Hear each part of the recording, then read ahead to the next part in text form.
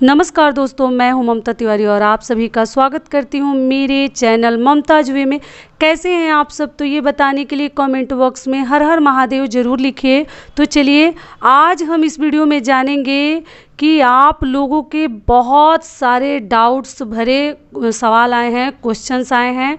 तो मैं इसी वीडियो में सारे क्वेश्चंस के रिप्लाई नहीं दूंगी, ये एक चीज़ बता देती हूँ, क्योंकि ये वीडियो बहुत लंबा हो जाएगा, फिर आप लोग बोलेंगे कि लंबा है। तो कुछ आज बता देती हूँ, कुछ कल के वीडियो में बता दूंगी, मतलब नेक्स्ट वीडियो में जब कभी भी डालूंगी। तो आप बने रहिए मेरे साथ मेरे चैनल पर, क्योंकि ये जितने डाउट्स हैं ना, ये क्लियर करना बहुत ज़रूरी है। आप लोग बहुत ज़्यादा परेशान हैं, कई बार मुझे मतलब कमेंट कर रहे हैं, रिप्लाई जानना चाह रहे हैं, और मैं उतना खुल के रिप्लाई कैसे बताऊं, उतना लिख नहीं सकते, टाइप नहीं कर सकते। तो इसलिए मैं सोची कि इस वीडियो में आपको जितनी आपके मन में डाउट्स हैं, तीज व्रत को लेकर, पीरियड में कैसे करें, 9वां महीना चल रहा है, बच्चा होने वाला है, क्या करें ना करें, तो इन सभी महत्वपूर्ण बातों को हम इस वीडियो में जानेंगे। तो आप बने रहिए मेरे साथ मेरे चैनल पर। अगर आपको मेरा वीडियो पसंद आता है तो प्लीज़ आप मेरे चैनल को सब्सक्राइब कर दीजिएगा, बेल आइकन को प्रेस कर दीजिएगा, जिससे मेरे वीडियो के नए नोटिफिकेशन आप लोगों के पास सबसे पहले पहुंचे। तो चलिए शुरू करते हैं। सबसे पहला सवाल है कि हमारे घर में कुछ अशुभ घटना घट गई है, तो क्या हम तीज व्रत कर सकते हैं? तो जी हाँ, एक चीज़ जान लीजिए कि आपको तीज व्रत मतलब कुछ दिन बीत गया है तो आप व्रत रख सकती हैं, पूजा नहीं कर सकती हैं। तो ये हो गया आपके सवाल का जवाब।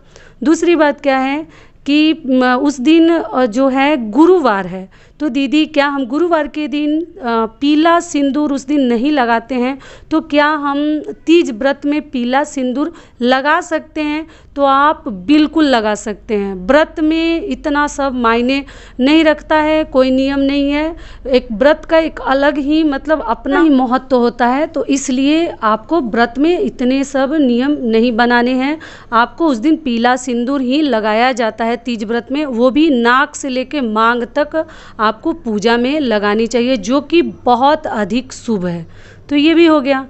और अगला क्वेश्चन क्या है कि दीदी पीरियड में सिंदूर कैसे लगाएं? तीज व्रत हम रखे हैं और हमारा पीरियड चल रहा है, तो मान लीजिए कि हम पूजा मतलब नहीं करेंगे। पूजा तो करना ही नहीं है जब तक 7 दिन नहीं हुआ है, क्योंकि इसमें शिव जी और पार्वती जी की हम पूजा करते हैं। कि अब मैं अपने पूजा विधि में मेरे गलती से मैं बोल दी हूँ कि गौरी गणेश का वो हल्दी से बनाना है। गौरी गणेश नहीं बनाना है, माता पार्वती और शिव जी की मूर्ति जैसी हमें बनाकर वो लोटे के ऊपर चिपका लेनी है, क्योंकि उसमें मैं गौरी गणेश हमेशा बनता है हर पूजा में, तो इसलिए मेरे मुंह से निकल गया था। लेकिन उसमें पार्वती माता और शिव जी की हमें बनाकर हल्दी से लोटे पर चिपकाना है, और सुपारी के ऊपर रक्षा सूत्र लपेट कर हमें गणेश जी को बनाना है। इस प्रकार से करके हमें अपनी पूजा करनी है। तो बात क्या थी कि हमें पीरियड में सिंदूरा से लगा सकते हैं। तो हाँ, क्योंकि व्रत में जो है वो नहीं देखा जाता।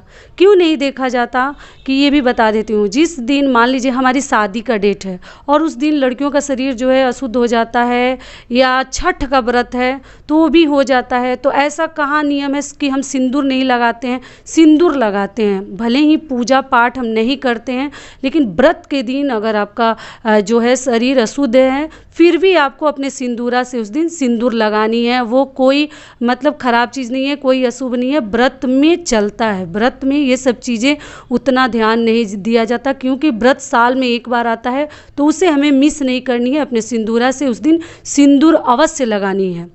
ये हो गया। फिर अगला बात क्या है आपका कि दीदी हमारे घर 12 बजे रात के बाद पानी नहीं पीते हैं। तो ठीक है, आपके यहाँ 12 बजे के रात के बाद पानी नहीं पिया जाता, सरगई नहीं खाया जाता, तो आप मत खाइए, कोई बात नहीं। आपके घर जो रीति रिवाज है आप उसी को निभाइए।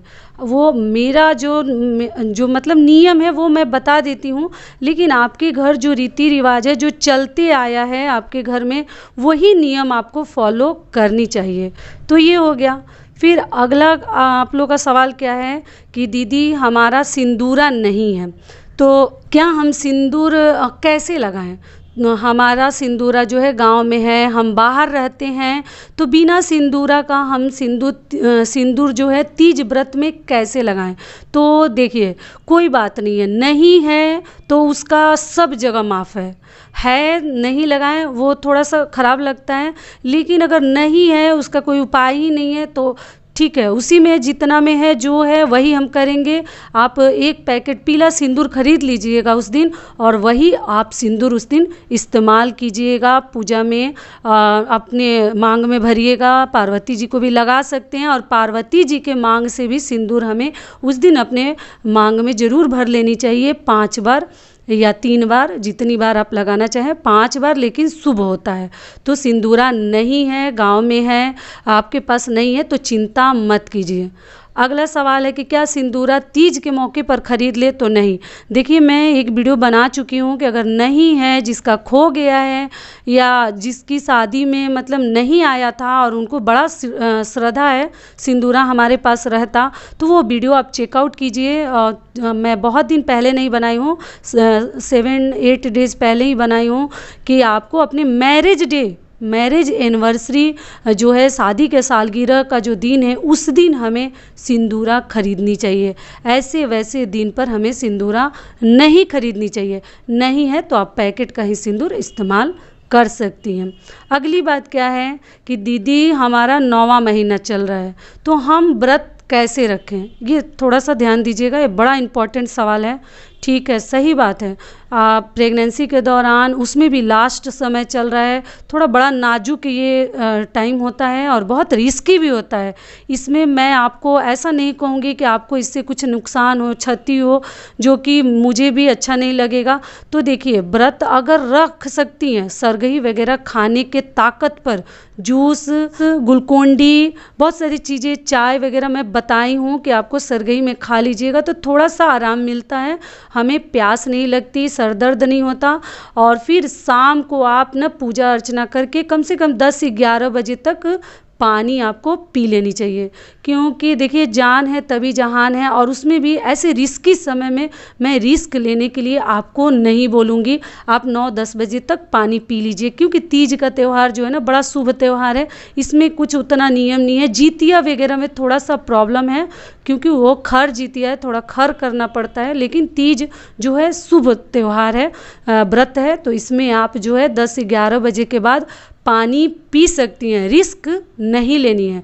अगर वो भी आपको करने का दिल नहीं कर रहा है, तो आप एक काम और भी किया जा सकता है कि अगर आपके पति, जो आपके हस्बैंड है, अगर वो चाहें तो व्रत रख सकते हैं, क्योंकि आपका जो व्रत है बीच में वो आपका व्रत जो है भंग नहीं होगा।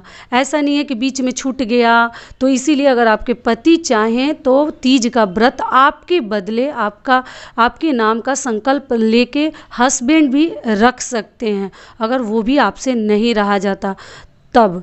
नहीं तो आप नहीं, अगर आप खुद रखना चाहती हैं तो आप खुद रख लीजिए, नहीं तो बीच में व्रत नहीं छोड़नी चाहिए। बहुत ऐसी मतलब कुछ ऐसा समय हो गया, लोगों का छूट गया है, तो वो बात अलग है, लेकिन ऐसे मतलब नहीं छोड़नी चाहिए, जो कि सही नहीं होता। तो ये भी हो गया। फिर अगली बात आपका क्या है कि दीदी हमारा व्रत जो है छूट गया है, तो हम क्या करें। व्रत उठा सकते हैं तो आप बिल्कुल उठा सकते हैं, ऐसा नहीं है कि बीच में छूट गया तो हम व्रत ही नहीं उठाएंगे। हम व्रत एकदम आराम से उठा सकते हैं भगवान का नाम लेकर, और इस बार आपको ज़रूर व्रत उठानी है, क्योंकि नया व्रत आप कर सकती हैं। इस बार जो है मलमास नहीं है, इस बार एकदम सही समय चल रहा है। अगर जिनकी मतलब शादी हुई है, न्यूली मैरिड हैं, जो लड़कियां पहली बार उठाना चाहती हैं या जिनका छूट गया है, इस साल आप व्रत एकदम आराम से उठा सकती हैं। कोई चिंता आपको नहीं लेनी है कि शुभ है या नहीं है, एकदम सही है। मैं बोल रही हूँ गारंटी के साथ कि इस बार कोई मालमास नहीं है, कुछ नहीं है। आप एकदम निफिक्र होकर, आप एकदम आराम से इस बार व्रत उठा सकती हैं। तो ये भी हो गया। फिर अगली बात क्या है कि दीदी हमारी शादी फिक्स हो गई है, तो हमारी सासू माँ का कहना है कि हमें व्रत करनी है।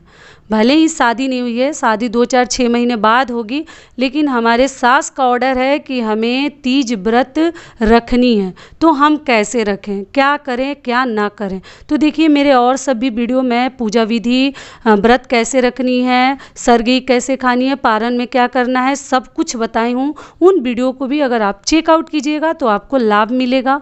और इसमें बता देती हूँ कि देखिए कोई प्रॉब्लम नहीं है, आप व्रत जो है उठा सकती हैं। बस एक नया कपड़ा पहली बार में, मतलब कोरा कपड़ा हो, चूड़ी वगैरह लगाइएगा, सिंदूर बस मत लगाइएगा। बाकी श्रृंगार आप लोग पूछती हैं, आप जिनकी शादी फिक्स हो गई हैं तो आप लोग पूछती हैं कि दीदी हम 16 श्रृंगार कैसे करें। सही बात है, सिंदूर नहीं लगा सकते हैं, पैर में कलर नहीं कर सकते, तो कोई बात नहीं। आप जैसे शिवरात्रि में लड़कियां तैयार होती हैं ना, सेम ठीक उसी प्रकार से आपको तैयार हो जानी है और भगवान का मन में स्मरण करके श्रद्धा के साथ अपने होने वाले पति देव के लिए आपको तीज का व्रत रखनी चाहिए। क्योंकि तीज का व्रत जो है हमारे पति के लंबी उम्र के लिए बहुत ही अच्छा होता है। और जो मान लीजिए पति अभी नहीं हुए हैं, बने नहीं हैं, लेकिन कुछ दिन बाद तो भगवान चाहेंगे, शिव जी चाहेंगे, माता पार्वती चाहेंगी तो वो पति के रूप में, स्वरूप में आपको मिलेंगे ही।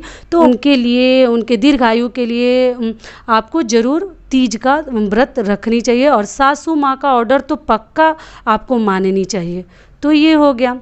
फिर आप लोग पूछते हैं कि दीदी हमारे घर में तीज का व्रत नहीं होता है और हमारे मायके में तीज का व्रत होता है और मुझे बहुत मन हो रहा है तीज का व्रत करने के लिए, लेकिन हमारी सासू माँ का ऑर्डर है कि हमें व्रत नहीं करनी है। तो देखिए एक चीज़ बता देती हूँ, देखिए छठ वगैरह जो व्रत है ना, छठ हो या कोई और भी व्रत हो, जैसे कि हम मानसिक करते हैं, मन्नत मांगते हैं कि माता हमारा ये चीज़ पूरा हो जाएगा तो मैं आपका व्रत करूँ। बहुत सारे लोग हैं कि छठ का व्रत इसी प्रकार से उठाते हैं, हमें पुत्र मिल जाएंगे, हमें पुत्री मिल जाएगी, प्राप्त हो जाएगी तो हम आपका व्रत उठाएंगे। लेकिन तीज ऐसा व्रत है ना, तीज एक ऐसा व्रत है कि जब आपके घर में कुछ ऐसी घटना हुई होगी तभी ये चीज़ आपके घर में सहता नहीं है, सासू माँ जो हैं आपको मना कर रही हैं, तो आपको इसमें तो कुछ मन्नत आप कर नहीं सकती हैं।